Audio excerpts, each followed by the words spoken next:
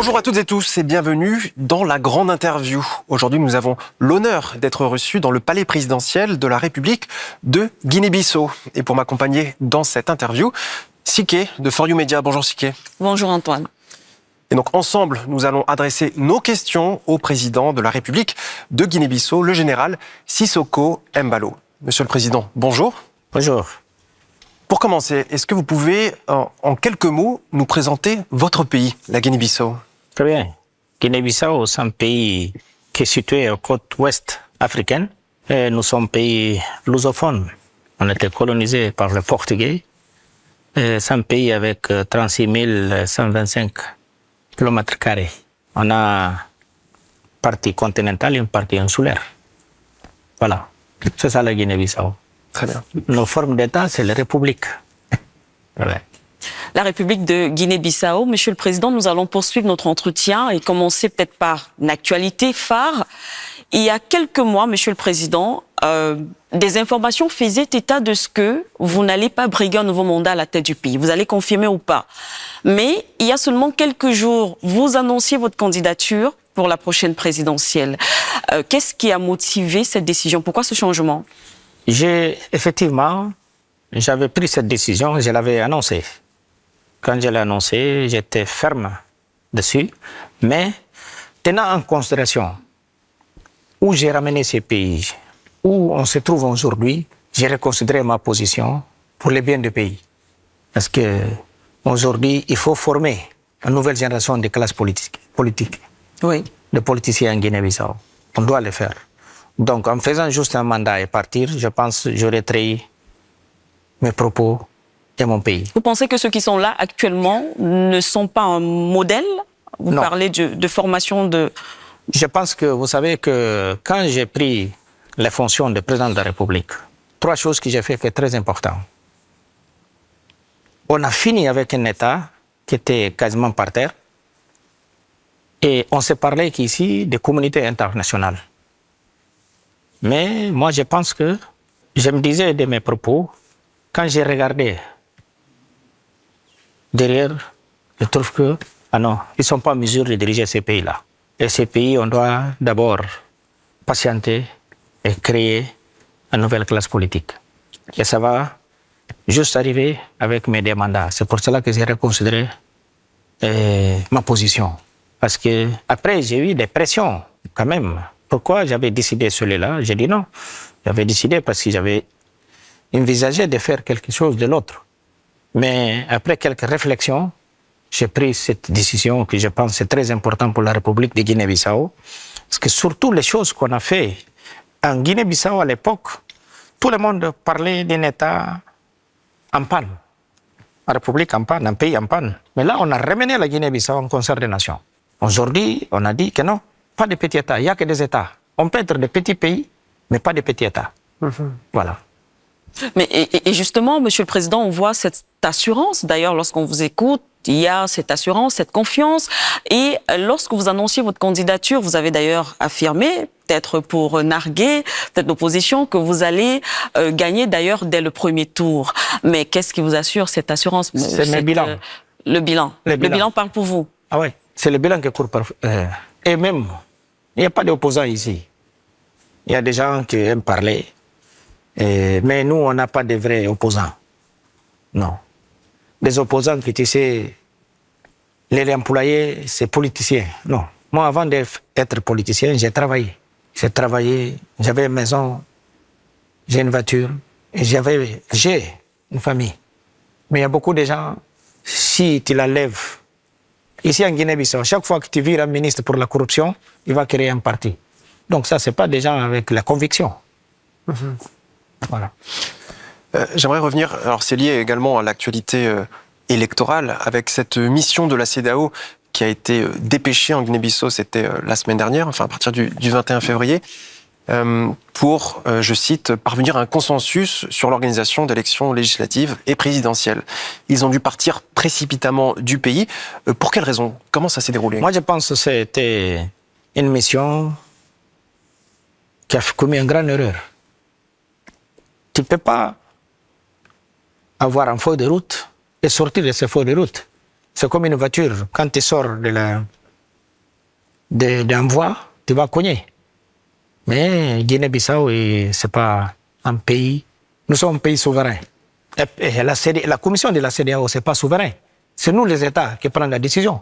Donc Guinée-Bissau, c'est un pays souverain. Mais le CEDEAO, il n'est pas souverain. Et alors cette commission, qui a décidé d'envoyer cette mission en Guinée-Bissau? Nous, pendant notre sommet, on a décidé, et moi-même j'ai donné mon accord, d'envoyer une mission en Guinée-Bissau pour venir voir qu'est-ce qui se passe. C'est normal. Moi, j'étais président en exercice. Donc, et cette mission est venue. Je l'ai acceptée, mais sur une condition, en respectant la loi et la constitution de Guinée-Bissau, qui est au-dessus de la CEDEAO. Ils n'ont pas fait ça, donc je les ai renvoyés. Et c'est ça, pour vous, la violation justement de la feuille de route, c'était l'élément essentiel? Absolument. Et ils sont partis loin. Ils n'étaient pas mandatés pour ça. D'accord. Et aujourd'hui, Monsieur le Président, on a vu quand même une CEDEAO qui a sanctionné certains États qui ne respectaient pas plus ou moins, eux, leur façon, peut-être leur vision ou leurs recommandations. Est-ce que vous ne craignez pas des représailles ou une pression de la CEDEAO? Moi? Oui, Monsieur le Président. Ah non. Contre la Guinée-Bissau, bien sûr. Non, ça, c'est pas possible. C'est pas possible, même c'est pas envisageable. Et ce n'est même pas sur la table pour discuter cela. Et moi, qu'est-ce que je fais? Je le fais en tenant en considération les principes même de la CEDEAO. Guinée-Bissau, c'est parmi les membres fondateurs de la CEDEAO. Et nous, la CEDEAO, c'est nous. Ce n'est pas des petits fonctionnaires qui vont venir dicter qu'est-ce qu'on doit faire. Non, non, ça, jamais. Avec moi, ce n'est pas possible. Et puis, ce n'est pas la première fois que les gens ont expulsé une mission de la CEDEAO, ou même une mission des Nations Unies. Parce que les pays sont souverains. Les Nations Unies, ce n'est pas une institution souveraine. C'est les États qui décident. Donc, tout ce qu'on fait, on le décide en collège. Voilà. La souveraineté, ce n'est pas un vain mot pour vous? Absolument. Pour moi, on ne se badine pas avec la souveraineté d'un pays. Mais qu'est-ce qui explique donc, Monsieur le Président, vous l'avez dit, ce sont les chefs d'État qui décident, mais il y a une commission effectivement de la commission, c'est nous qui les mandate. Oui, mais justement... C'est la conférence des chefs d'État et de gouvernement qui mandate la commission. Et ce n'est pas à l'inverse. Non. Ce n'est pas à l'inverse. Alors pour en revenir à la CEDEAO, il y a d'ailleurs ce drapeau dans cette même pièce. Vous l'avez rappelé, la Guinée-Bissau est un membre fondateur de cette institution. Comment évaluez-vous l'évolution de cette organisation? On a vu en début d'année 3 pays en sortir. C'est dommage. Moi, je pense qu'on doit revoir beaucoup de choses en arrière. C'est dommage, c'est pénible que Mali, un pays fondateur, Burkina, Niger, tous ces pays-là, c'est des pères fondateurs de la CEDEAO. Mais c'est dommage aujourd'hui qu'ils quittent leur organisation qui les appartient. C'est dommage, c'est regrettable. Mais bon, moi je ne peux pas parler de ces pays comme je vous dis. Je respecte la souveraineté de chaque pays. Et même au-delà de ces 3 pays, on sent une certaine défiance à travers l'Afrique occidentale envers cette institution.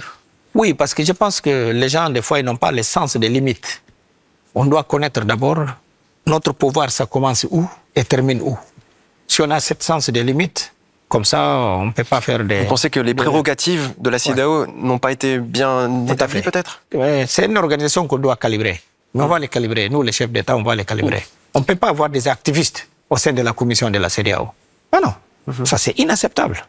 Donc il faut revoir, il faut reformer, refonder effectivement la CEDEAO. Exactement, on ne peut pas avoir des activistes au sein de la CEDEAO. Mais qui les nomme ce que vous considérez comme des activistes? Non, moi je sais qu'il y a beaucoup d'activistes au sein de la commission de la CEDEAO. Ça c'est inacceptable. Non, CEDEAO c'est une institution crédible. C'est une institution crédible. Mais c'est dommage qu'on voit elle est en train de s'effondrer. On doit les relever. Et avec quels objectifs doit défendre la CEDEAO? Et aujourd'hui, je pense que, bon, c'est très compliqué, la situation que nous tous on traverse, au sein de notre Union, et de notre zone qui est COAS. Il y a beaucoup de coups d'État. Et la solidarité d'abord, c'est très important. Parce que si on n'avait pas géré ces situations de Mali, Burkina, le Niger, on n'aurait pas perdu ces 3 pays frères. Mais c'est dommage qu'on a perdu ces 3 frères. Mais je pense que c'est possible encore, les retrouvailles. C'est possible même avec la création d'une autre organisation? Non, c'est possible, oui, c'est possible. C'est possible. Je pense que le bon sens. Oui. Voilà, parce que la population, c'est la même, comme je vous dis. Oui.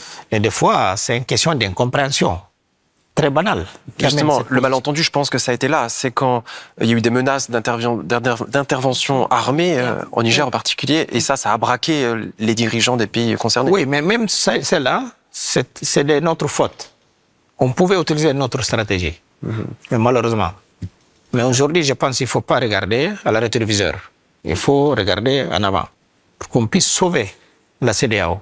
Mais c'est dommage toujours qu'on a des gens dans la CEDEAO qui commettent. Regarde l'erreur qu'ils voulaient commettre ici. Ils voulaient nous amener dans une crise politique profonde. Ça, c'est inacceptable. Ce n'est pas le rôle de la CEDEAO. Faire une feuille de route. Ici, il y a la loi. Il y a la loi. Oui. Ici, le président de la République, nous, par exemple, dans des années dans l'année des élections, c'est de 23 octobre au 23 au 25, maximum novembre. Même moi, j'avais fait comme une erreur, c'est pas 30. Là, on va rappeler les élections au 23 novembre. Parce qu'il y a la Constitution et les lois électorales. Tu ne peux pas sortir de ce cadre. Même si tu prêtes le serment 1er janvier, ça termine ton mandat, mais les élections seront dans cette période. Parce que c'est la loi. C'est dans notre loi et dans la Constitution de la République de Guinée-Bissau. Voilà. Et ce n'était pas mon cas. Moi, j'ai gagné les élections avec une contestation.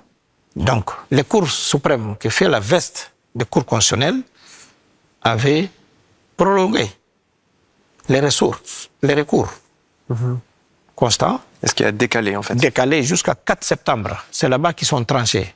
Et à partir de cela, même les partis contraires m'avaient demandé d'aller prêter les serments. J'ai dit jamais, je n'aurais pas fait ça, je suis déjà là. C'est bon, on commence, on tourne la page. Ils m'avaient demandé d'aller prêter les serments. J'ai dit, mais ça ne va pas, non, non. Parce qu'il avait perdu, il m'a félicité. Oui. Perdu, félicité. 5 jours après, non, 48 heures après, il s'est dit non, il n'a pas perdu. Il est parti au Cour suprême. C'est normal. C'est dans son droit. Mais donc, voilà, le Cour suprême, c'est le même qui est là. Aujourd'hui, il ne peut pas prendre une mesure où ce n'était pas favorable à lui pour dire qu'ils ne sont pas bien. Non, non. Et le CEDEAO doit suivre la loi de la République de la Guinée-Bissau. De la Guinée-Bissau. Pas juste la République de Guinée-Bissau, dans tous les pays membres. Parce que les pays sont souverains. La CEDEAO n'est pas une institution souveraine. Mais c'est vrai que peut-être c'est une cuisine, c'est la cuisine interne, mais avec cet épisode, justement, avec la commission de la CEDEAO, est-ce que, Monsieur le Président, il y a eu un retour de vos homologues de la sous-région? Non. OK. Non, on retour de rien. On se connaît. On se connaît. La page est tournée, on peut dire. Oui, la page est tournée, on suit en avant. Et moi, je m'occupe de mon pays, chacun. Être président en exercice de la CEDEAO, ce n'est pas dire que tu es président en Guinée-Bissau. Moi, j'étais président en exercice. Mais je n'étais pas président au Sénégal, ni au Nigeria. Mais le Nigeria, il a son président. S'il y a un souci, je prends mon téléphone, j'appelle Macky, j'appelais Tinubu à l'époque, au président Bouhari et les autres. Que je peux appeler pour lui demander, mon frère, qu'est-ce que c'est pas? C'est juste ça. De manière courtoise et respect, et poli. C'est pas pour arriver, non, non. Mais attends, nous sommes des collègues plutôt qu'être chef de l'autre, non. Alors, on comprend, Monsieur le Président, effectivement, vous l'avez dit, la page est tournée. On reste quand même, toujours en ce qui concerne la Guinée-Bissau, la sous-région, vous êtes au cœur d'une médiation avec confident. On parle de la Casamance, par exemple, au temps du président Macky Sall. Vous avez pu obtenir justement un accord de paix avec ce qu'on appelle les rebelles. Au temps de Monsieur Diomaye, aujourd'hui, qui est au pouvoir, vous avez reçu le Premier ministre Ousmane Sonko. Est-ce qu'il y a une différence dans cet accord de paix que vous avez trouvé? Non, non, non. C'est la même dynamique. C'est la même dynamique avec... c'est vrai que Macky, c'est mon frère. Mais quand Diomaye est venu, il m'a étendu la main, on est ensemble. C'est mon jeune frère aussi. Nous sommes des frères. On a les bons rapports. Et puis la Guinée-Bissau et le Sénégal, nos relations dépassent des hommes. Et nous sommes condamnés, indépendamment des relations entre des personnes. Mais oui, parce que... la Guinée-Bissau ne peut pas jouer avec la stabilité du Sénégal. Et le même, Sénégal aussi ne badine pas avec l'instabilité de la Guinée-Bissau. Parce que l'instabilité ici... Il y a un impact forcément. Un impact au Sénégal, même chose. Donc c'est vice-versa. Sénégal et la Guinée-Bissau, c'est les pays les plus liés. Nous sommes plus liés avec Sénégal que tous les pays du monde. OK. Voilà. Malgré que nous, on parle, par exemple, nous sommes des frères avec les Cap-Verts, mais nos relations avec le Sénégal, ça dépasse la relation entre Guinée-Bissau et Cap-Vert. De loin. Et notre relation avec le Sénégal, ça dépasse la relation avec tous les autres pays du monde. Et vice-versa aussi. Parce que c'est le même peuple, on parle le même dialecte, il y a les mêmes tribus, Et puis voilà, les liaisons, même les liens entre les deux peuples. Donc ça dépasse des hommes. Donc depuis que Diomaye est venu, il est déjà venu ici des fois. Moi, je suis parti là-bas. Donc ça se passe bien, nos relations. Et nous sommes condamnés d'aller ensemble. Parler de stabilité politique. Pour un observateur, mettons, occidental, qui n'entend pas souvent parler de la Guinée-Bissau, il peut lire parfois tentative de coup d'État, dissolution du Parlement, et une instabilité politique chronique ces dernières années.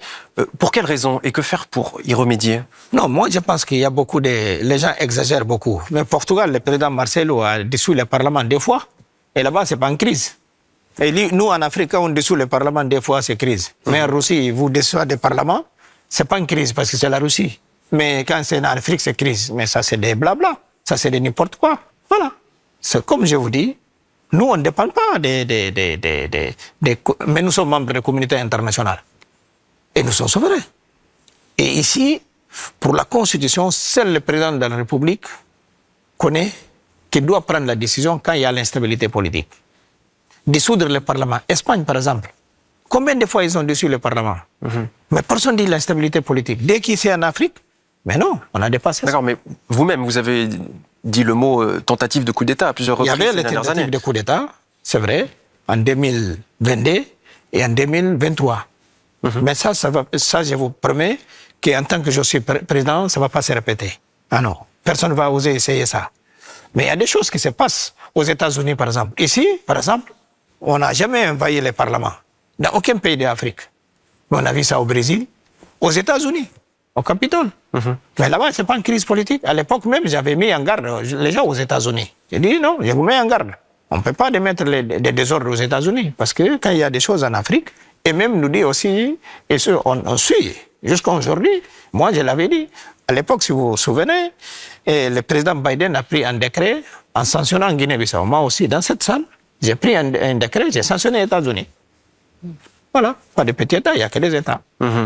Et si la Russie l'a fait, je le ferai la même chose. Voilà. Alors j'aimerais maintenant revenir sur votre récent déplacement en Europe. Vous êtes rendu notamment en Russie, vous avez rencontré Vladimir Poutine. Quel est l'état actuel des relations entre la Guinée-Bissau et la Russie? Je pense qu'on n'a jamais été aussi bon comme aujourd'hui. J'étais là-bas déjà depuis que je suis président, je pense 5 fois. J'étais là-bas en tant que président en exercice de la CEDEAO. Je suis le premier leader mondial arrivé en Russie en pleine crise. Quand la guerre a commencé en 2022, je suis le premier chef d'État, pas juste de l'Afrique, du monde, qui est parti là-bas. Ah, vous êtes rendu à Moscou? Je suis rendu à Moscou. Et je suis le premier chef d'État africain qui est rendu aussi à Kiev. Voilà. J'étais là-bas. Et puis, j'ai fait de Moscou direct à Kiev. Je suis le seul qui l'a fait, qui a fait ça. Pour montrer la solidarité, parce que nous, on a passé la même situation de la guerre civile, pour porter notre contribution, pour voir comment on peut régler cette situation, pour ne pas avoir l'escalade, l'ampleur que cette situation a aujourd'hui. J'ai parlé à l'époque avec mon ami et frère Poutine, il m'a donné ses versions, je suis parti voir Zelensky, il m'a donné ses versions, j'ai dit on doit parler. Et depuis lors, je n'ai pas coupé les contacts, ni avec Zelensky, ni avec le président Poutine. Alors, et quelle est votre vision du règlement possible de ce conflit? Cet règlement, ils vont finir pour les choses que moi je les avais dit au départ. Une table de négociation, il y a des concessions. Voilà. On ne peut pas faire les bras de fer. Et puis, il y a une chose que je peux vous dire, c'est ma conviction. On ne peut pas avoir aussi la sécurité de l'Europe sans la Russie. Ah non. On ne peut pas faire sécuriser l'Europe sans la Russie. C'est la Russie même, elle est en Europe. Il y a une partie de la Russie qui est en Europe. Et j'ai parlé avec le président Poutine dernièrement, longuement. On a fait 4 heures de temps ensemble. On a dîné, on a déjeuné, on a dîné ensemble. Et puis d'une manière qui me reçoit à chaque fois, d'une manière très cordiale et affectueuse. Respect. Oui. Et je l'ai dit, mais monsieur le président, est-ce que les autres pays, comme Lituanie, Estonie, les autres pays, je le parlais même de Finlande, je lui ai dit, mais est-ce que ce pays il est en danger? Il a dit jamais. Il n'y aura pas d'invasion russe dans ces pays-là. Et j'ai appelé même le président Stubb, qui est mon ami, le président de Finlande, pour le dire ça. Pour le dire. Et de la Russie, et je suis parti en Hongrie pour renouer nos relations. Je suis le premier président de Guinée-Bissau qui est parti en Hongrie. Et depuis 1982 ou 81, il n'y a aucun dirigeant de la Guinée-Bissau qui est parti en Hongrie. Et par contre, on a beaucoup de nos cadres ici qui se sont formés là-bas le temps du communisme. J'ai échangé avec Viktor Orban, un grand monsieur. Un grand monsieur qui est un homme très structuré, franc-parler comme moi. Et de là-bas, je suis parti voir mon ami et frère Macron. Macron, on a de très bonnes relations. Il me reçoit avec grand respect et considération. On est tout le temps en échange. Je lui ai donné ma vision, on change les visions globales du monde. On ne parle pas de l'Afrique. Parce que Macron, les gens l'ont mal compris. L'ont mal compris, surtout ici en Afrique de l'Ouest, quelques pays. Voilà. Mais c'est une personne qui a beaucoup de respect pour nous. Voilà. Parce que je vois, s'il n'avait pas ça, on n'aurait pas été amis. Ah non. Parce que moi, je me respecte. J'impose le respect, avant tout. Macron, c'est un homme que je pense, il y a certains pays qui l'ont mal compris. Pour en revenir aux relations entre Bissau et Moscou, quelles sont les pistes de coopération pour aider au développement de la Guinée-Bissau? Mais nous, n'oublie pas, 75% de nos cadres sont formés dans l'ancien soviétique. 75, hein? Et jusqu'à aujourd'hui, la Russie nous forme nos cadres. Voilà. Et quasiment après les murs de Berlin, quand le mur de Berlin est cassé, la disparition de l'Union soviétique, et Guinée-Bissau a continué à relationner avec la Russie. Donc, et jusqu'à aujourd'hui, c'est le pays qui nous donne plus de bourses dans tous les domaines, militaires, sécurité, civile. D'ailleurs, ils l'ont monté même, les chiffres de nos étudiants là-bas, par an. Chaque année, maintenant, on a 200, on avait 100, on a monté à 200 maintenant, par an. Donc, c'est-à-dire la Russie continue à être un partenaire très sûr de la Guinée-Bissau. Ils n'ont jamais quitté ici. Depuis qu'ils ont ouvert l'ambassade, après notre indépendance, ils n'ont jamais quitté. Donc un partenaire sur la durée, fiable. Absolument. Et en quoi il peut vous aider, par exemple, à exploiter certaines ressources naturelles? On a déjà ici des entreprises. On a Lukoil, on a une autre entreprise, je ne me rappelle pas, dans la minerie. Ils sont en train de faire la prospection. Nous ne sommes pas encore arrivés dans l'exploitation. Parce qu'il y a un potentiel qui est énorme dans votre pays. On a des bauxites, les phosphates. Et puis récemment aussi, on a découvert qu'on a des d'or. Parce que, bon, Sénégal a l'or, Guinée-Conakry, et pourquoi pas la Guinée-Bissau. C'est au milieu. Voilà. Donc, alors, Monsieur le Président, effectivement, il n'y a pas que la Russie. On vous a vu plusieurs fois. D'ailleurs, c'est ce qui fait plus ou moins votre particularité. On vous qualifie quand même d'un fin diplomate, d'être un fin diplomate. Il y a eu la Russie, il y a eu, vous avez dit, Hongrie, la France, effectivement, Azerbaïdjan. Mais qu'est-ce qui justifie cette offensive diplomatique, Monsieur le Président? Moi, je pense qu'il y a une chose que les gens oublient. Oui. Je suis le seul aussi, africain, je pense, qui est parti en Israël et en Palestine, à Ramallah. Pendant cette crise, je suis parti avec les bombardements très intenses. Oui. À donner mes conseils à nos frères israéliens et à nos frères palestiniens pour dire qu'on doit dialoguer, on doit parler. Il faut cesser le feu. Donc, moi, j'ai fait la paix. Et aujourd'hui, je suis très engagé personnellement. Par exemple, chaque jour, je parle Félix et je parle aussi président Kagame. OK. Vous parlez du conflit dans l'est de la RDC. Oui. Voilà. Chaque jour, j'échange avec eux. Parce que c'est mes deux frères. Et j'estime que nous, les Africains, on doit savoir gérer nos problèmes. Parce qu'il y a des problèmes entre la Russie et l'Ukraine. Est-ce que les Africains étaient mêlés à ça? On n'était pas concernés. Mais quand il y a les problèmes en Afrique, c'est les Européens qui viennent ici. Donc non, nous-mêmes, on doit gérer nos problèmes. On a vu le président congolais, Félix Tshisekedi, envoyer des émissaires dans plusieurs pays d'Afrique pour demander de l'aide. Je pense au Tchad encore récemment. Est-ce que vous avez été sollicité pour venir en aide? Non. Ils ne nous ont pas demandé l'aide. Je ne sais pas de quelle aide qu'ils avaient demandé les autres pays. Oui. Mais en tout cas, même hier, nous sommes changés. OK. Et Kagame aussi, on a parlé. Donc vous restez cet homme, effectivement, de la médiation, comme on a pu le voir. Moi, je suis un peacemaker. Mais on ne se mêle pas dans les problèmes des autres. Ça, c'est ma politique. En tant que je suis président, Guinée-Bissau est interdit de se mêler dans la politique des autres pays. Et nous sommes mis avec tout le monde. Pas d'ingérence. Non. Mais dans ce contexte, par rapport à ce que vous venez de dire, Monsieur le Président, aujourd'hui, lorsqu'on sait que le monde, sur le plan géopolitique, il y a forcément des clans, Monsieur le Président. Il y a des clans aujourd'hui. Est-ce que être l'ami de tout le monde n'est pas un danger également pour Non, Guinée-Bissau? pas du tout. Nous sommes un pays non aligné. Et nous sommes souverains. D'accord. Je suis un homme indépendant. Voilà. C'est pas parce que, moi-même, mes amis, mes alliés, Oui. j'essaie de dire la vérité. Je ne le dis pas en public, mais je le dis à côté, mon frère, tu sais, je suis avec toi, je suis derrière toi, je te soutiens en public, mais je pense que vraiment, tu n'as pas bien fait. Il fallait comporter de cette forme. Moi, je suis comme ça, mais je n'ai pas de camp et rien. Voilà. D'accord. On comprend, effectivement, c'est peut-être pour cela que diplomatiquement, vous entretenez de très bonnes relations avec, je veux dire, pratiquement tous les États.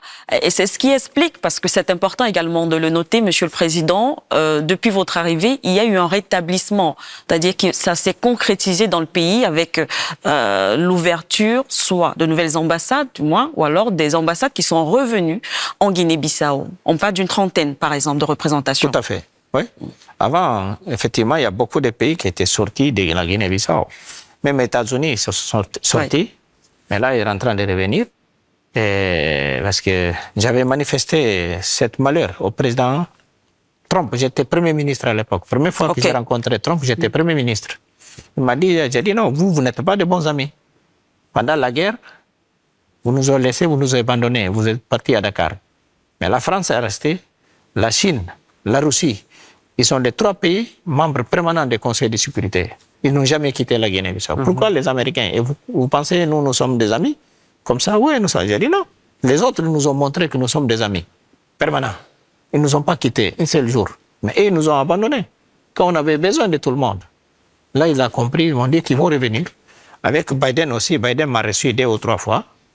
Donc, on a manifesté, ils m'ont demandé, vous faites un peu, parce que nous aussi, on avait fermé notre ambassade à Washington. Là, on vient de réouvrir l'année dernière. Donc ici, il y a des signes qu'ils sont en train de revenir. Mais avec moi ici, on a beaucoup de pays qui sont venus en Guinée-Bissau, qui sont installés. Parce que grâce au président Macron, d'ailleurs, je félicite et je remercie beaucoup au nom du peuple bissau-guinéen. On a une école à mesure d'éducation du système français qui permet que des jeunes diplomates viennent en Guinée-Bissau avec la famille, avec les enfants. Oui, il a une école internationale. Avant, on n'avait pas ça. Donc, on ne peut pas aussi en vouloir beaucoup de pays pour ne pas nous envoyer des ambassades parce qu'il n'y a pas d'école pour les enfants. Ça, c'est condamné. Mais aujourd'hui, on a tout ce qu'il faut en sécurité et aussi dans une école à ce niveau. Juste pour revenir sur votre relation avec les États-Unis, vous dites que ces relations sont en train de se rétablir au niveau diplomatique. Est-ce que c'est sous condition? Est-ce qu'il y a des demandes particulières de la part de Washington? Non, il n'y a pas de conditions. Non, même pas les conditions. C'est juste le cours normal des choses, ça prend du temps. Normal des choses. Voilà. J'ai reçu ici l'ancien sous-secrétaire d'État pour les affaires africaines, qui était ambassadeur et représentant des États-Unis aux Nations Unies, Linda. Madame Linda, qui était venue ici. Donc, et là, nous sommes en très bon contact avec MCC et Oussaïdé. Et j'ai pris contact avec Trump. Nous sommes vus à Paris en décembre. J'étais invité, comme lui, à l'ouverture de Notre-Dame, mais moi, j'étais en visite d'État. En visite d'État en France. On s'est discuté, on a parlé. Et là, j'ai reçu un message de Rubio. Semaine prochaine, on va se parler. L'actuel secrétaire d'État américain. Nous sommes en bonne voie. Vous parlez à tout le monde. Juste pour changer un petit peu de sujet et aborder le volet économique du développement de votre pays. Quelles sont les pistes de développement? Où est le potentiel de croissance dans votre pays? Aujourd'hui, je suis misé sur les axes très importants. Parce que vous savez, pour qu'on puisse juger un pays, il est crédible, il faut voir les programmes avec le Fonds monétaire international. Et depuis que je suis président, on n'a pas coupé avec le Fonds monétaire international. Ça démontre, nous sommes de très bons élèves. On a passé toutes les conditions des fonds monétaires. On a eu les croissances, malgré les faibles économies que nous avons, mais on a eu les croissances parce que nous sommes des bons gestionnaires des fonds publics. C'est pas facile dans un pays que tout le monde attend de l'État. Ici, on n'a pas des entreprises. On a des partis politiques. Ici, la politique, les gens, c'est comme une marchande. C'est vrai, c'est comme une marchande. Quand quelqu'un est Premier ministre, il dit « j'ai pas de travail ». Mais cela, c'est difficile. Donc. Et on a misé sur les réformes. Et quand on fait les réformes, on garde les réformes, il ne faut pas attendre que les gens viennent te caresser. Ah, tu as bien très... Ouais. Non, non. Est-ce que vous pouvez nous donner un exemple récent, très concret, de réforme qui a apporté On a fait les réformes. Chaque fois que tu attends 60 ans, tu pars en réforme. Ah. Et il y a un an et quelques, j'ai mis à la retraite centaines de généraux, de colonels, les lieutenants-colonels. Ça, on n'a jamais fait ça. C'est un grand courage d'un pays qui a fait une lutte de libération. Vous voyez? Oui. Ça, c'est pas facile. Un pays traditionnellement putschiste. Mais moi, j'ai eu le courage de le faire parce que mon background, c'est le militaire. On se connaît. Première fois, les tentatives, c'était quand même... C'est moi qui avais méprisé ça. Mais j'avais toutes les données. Toutes les informations. L'information. J'ai dit non, c'est pas possible qu'on arrive à cela. Parce que Guinée-Bissau avait besoin. Je suis engagé les réformes. Et je croyais que tout le monde doit être dans cette dynamique. Mais qui avait sponsorisé ça? C'est des politiciens, comme vous le savez. Même dans tous ces PDAS là, il y avait des politiciens qui croyaient qu'ils pourront utiliser l'armée. Et l'armée, maintenant, quand il les prend, il reste. Donc c'est pour cela que nous sommes attentifs et nous sommes engagés cette réforme. On va arriver jusqu'au bout avec ces réformes. Donc on comprend que ces réformes économiques ont forcément un impact sur la réforme, du moins politique, structurelle, entre autres. D'ailleurs, dans votre allocution de Nouvel An, Monsieur le Président, vous avez parlé de réformes effectivement économiques, mais ce qu'on demande quand même, Monsieur le Président, un pays, tout à l'heure vous avez parlé du Fonds monétaire international, un pays comme la Guinée, Bissau, comment est-ce que ce pays s'en sort face à ce géant qu'est le FMI? Il y a des États, c'est vrai, vous dites qu'il n'y a pas de petits pays ou de grands pays, mais face au FMI, ne s'en sortent pas. Je vous comprends, madame, votre question où vous voulez aller, mais il faut être juste. Parce que, comme je vous dis, des feuilles de route, il y a un paramètre à respecter avec le Fonds monétaire international. Hein? Excusez-moi de vous interrompre, Monsieur le Président. On dit souvent que face au Fonds monétaire international, il y a des conditions. Exactement. Mais il faut respecter ces conditions. Et nous, on a respecté toutes ces conditions. Des conditions qui vont dans l'intérêt de la Guinée-Bissau? Je pense oui. Je pense oui. Il y a des désaccords de quelques points. Il y a des accords. Mais plutôt sur 100, nous sommes d'accord avec 90. C'est des critères de gestion, par exemple, de la dette publique, de transparence? Exactement. Transparence, oui. Surtout ça. Tu ne peux pas être un pays qui fait la corruption et avoir un programme avec les fonds monétaires. Ça, c'est impossible. Ah non, ça, c'est impossible. Pour la crédibilité même. Parce que les fonds monétaires, c'est nous tous qui sont là. Nous tous. Est-ce que vous pouvez nous donner quelques exemples de projets d'infrastructure vraiment, justement, structurants pour le pays qui sont... Mais aujourd'hui, moi, j'ai refait cette ville de Bissau. Tout est refait. Il y a 5 ans, si vous êtes venu ici, c'était les trous partout.